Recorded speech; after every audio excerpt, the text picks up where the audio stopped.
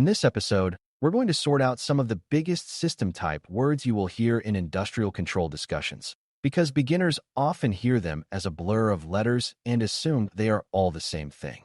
Industrial control systems come in different styles because different industries and different physical processes need different ways to monitor, coordinate, and protect operations. Some systems focus on tight, continuous control inside a plant, while others focus on supervising faraway sites spread across a region. Some systems focus on preventing catastrophic events, while others focus on tracking production and turning operational data into business decisions. If you can distinguish these system types and explain what each one is for, you will be able to interpret exam scenarios without guessing. You are not learning these terms to show off vocabulary. You are learning them because each system type comes with different risks, different operational constraints, and different expectations for change and security. A good beginner mental model is to ask two questions. How close is this system to the physical process? And what happens if it fails or lies? Those questions will guide you through the differences in a way that stays clear even when the names feel similar. Before we continue, a quick note. This audio course is a companion to our course companion books. The first book is about the exam and provides detailed information on how to pass it best. The second book is a Kindle-only ebook that contains 1,000 flashcards that can be used on your mobile device or Kindle. Check them both out at cyber.author.me in the Bare Metal Study Guide series. A distributed control system, DCS, is commonly used for large, continuous processes where many control loops work together and stability is the priority. Think about environments like chemical processing, refining, power generation, or large-scale manufacturing where the process runs continuously and many variables must be controlled at once.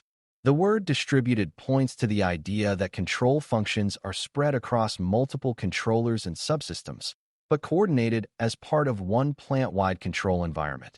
A DCS often provides a unified approach to control, monitoring, alarms, and operator interaction, with consistent tools and interfaces across the plant. This makes it well-suited for complex processes that need coordinated control and high availability.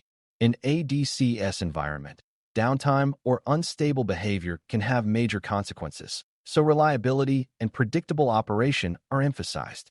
From a security view, a DCS is a high-value environment because it is close to the process and is responsible for the ongoing stability of operations. Changes often require careful planning and testing, because a small modification can ripple across many connected loops and displays.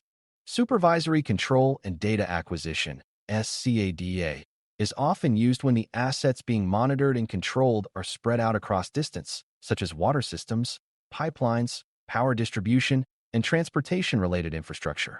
The word supervisory is important because SCADA systems often supervise rather than directly control every detailed loop at high speed. Local devices like controllers and RTUs handle fast local control, while the SCADA system provides higher-level monitoring, command, and data collection across many sites. A SCADA environment is often designed to deal with communications constraints because remote connections may be slower, less reliable, or lower bandwidth than a local plant network.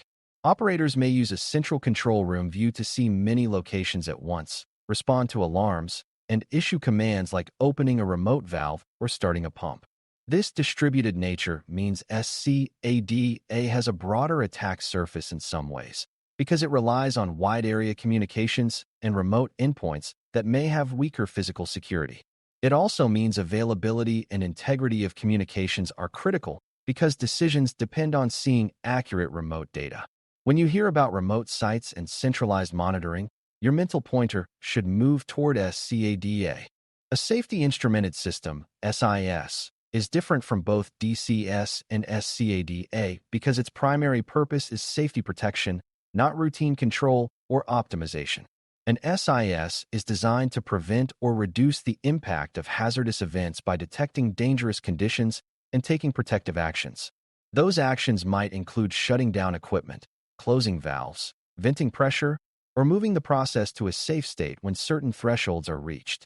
A beginner should understand that an SIS is often designed to be independent from the main control system so that a failure or compromise in the primary control environment does not automatically remove safety protections. That independence can include separate controllers, separate sensors, separate logic, and separate design practices.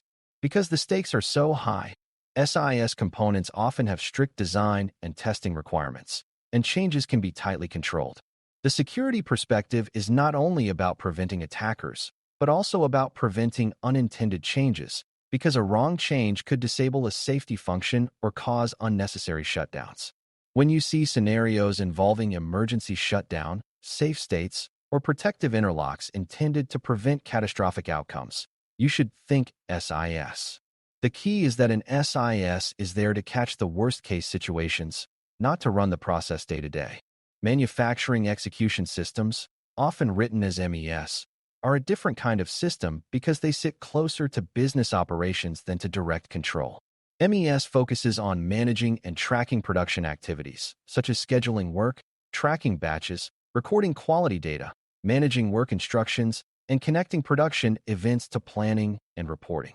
An MES may use data from control systems, historians, and sensors to understand what is happening on the floor, but it is not usually the system that directly commands actuators in real time. Its value is in visibility, coordination, and accountability, helping the organization answer questions like what was produced, how efficiently, with what quality results, and under what conditions. MES often helps bridge the gap between plant operations and enterprise systems, which makes it part of convergence and therefore part of risk discussions. If MES data is wrong, production decisions can be wrong, inventories can be wrong, and quality records can be unreliable. If MES is unavailable, production may continue, but the organization may lose tracking, reporting, or the ability to coordinate efficiently. Security concerns include protecting integrity of records, controlling access, and managing the boundary between enterprise networks and operational systems.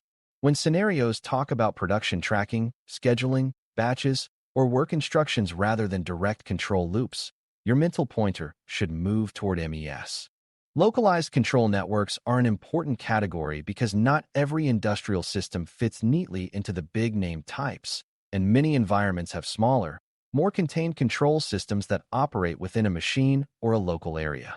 A localized control network might be a packaging line with a set of controllers and operator panels, a building automation segment controlling HVAC equipment, or a specialized skid system managing a piece of equipment. These systems may have their own local controllers, local sensors and actuators, and local HMIs, and they may operate largely independently from the broader plant network. Sometimes they are integrated later for monitoring and data collection, and sometimes they remain isolated except for occasional maintenance access. For beginners, the important point is that localized does not mean unimportant. A localized system can still affect safety, quality, and uptime. Localized systems can also be overlooked in security planning because they feel smaller, which can create blind spots. Their protocols, device types, and vendor tools can be specialized, and that specialization can make consistent security harder. When you see scenarios focusing on a single machine cell, a local panel, or a contained subsystem, think localized control network and consider how it interacts, or does not interact, with broader systems. To distinguish these systems cleanly, it helps to compare their relationship to the process and their relationship to geography. A DCS is typically plant-focused and process-integrated, coordinating many control loops across a facility. SCADA is often geographically distributed, supervising many remote locations through communications links.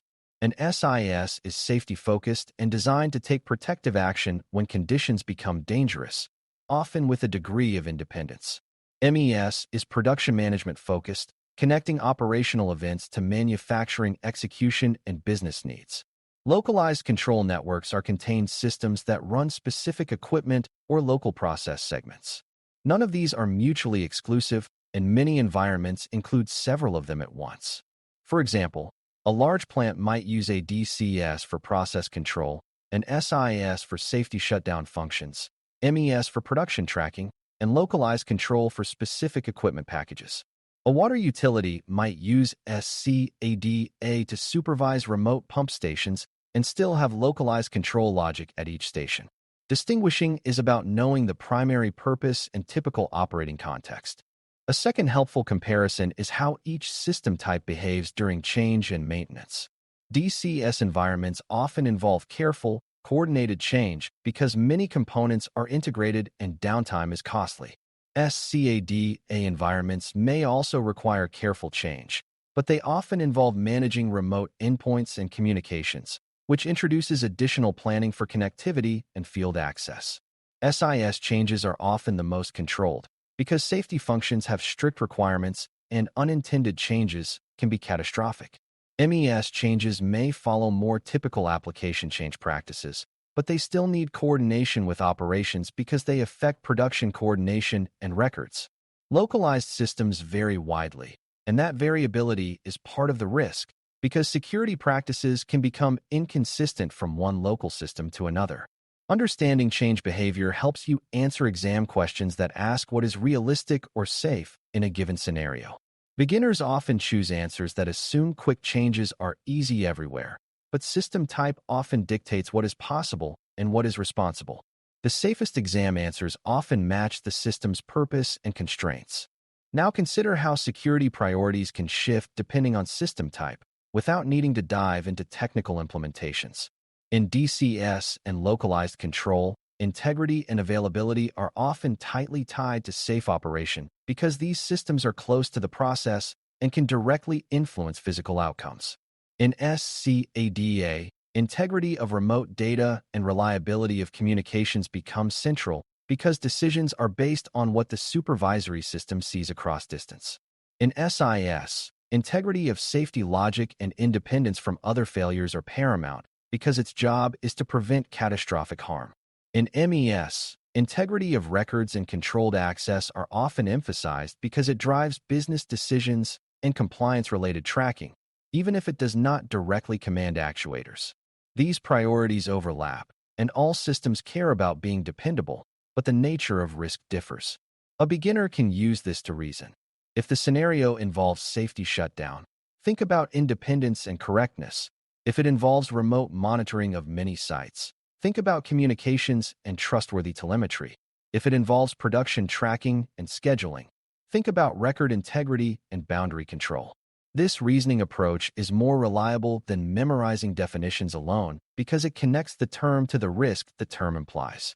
It is also important to avoid the misconception that one system type is more advanced than another because the choice is usually about fit, not about superiority. DCS is not better than SCADA in general. It is better for certain continuous plant processes, while SCADA is better for distributed assets. An SIS is not simply a backup control system. It is a safety system with a distinct role and often different design principles. MES is not just another monitoring screen. It is a coordination and execution layer that supports how manufacturing is run and recorded.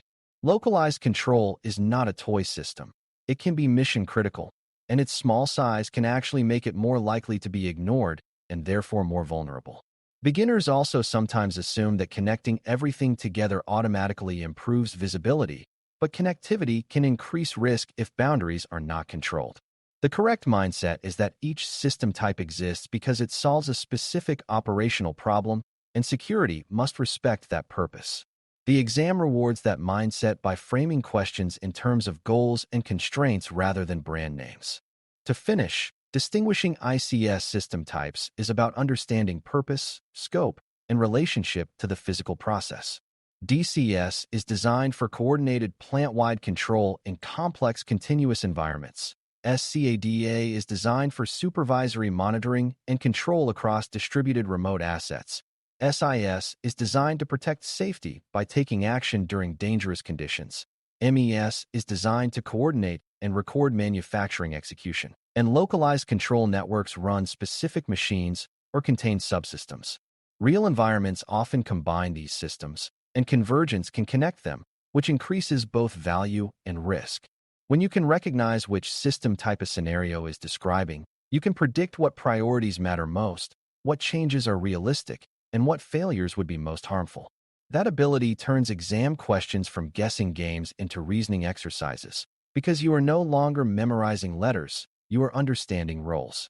Keep that mental model close as we move forward, because protocols, architectures, and security controls make more sense once you know what kind of system you are actually protecting.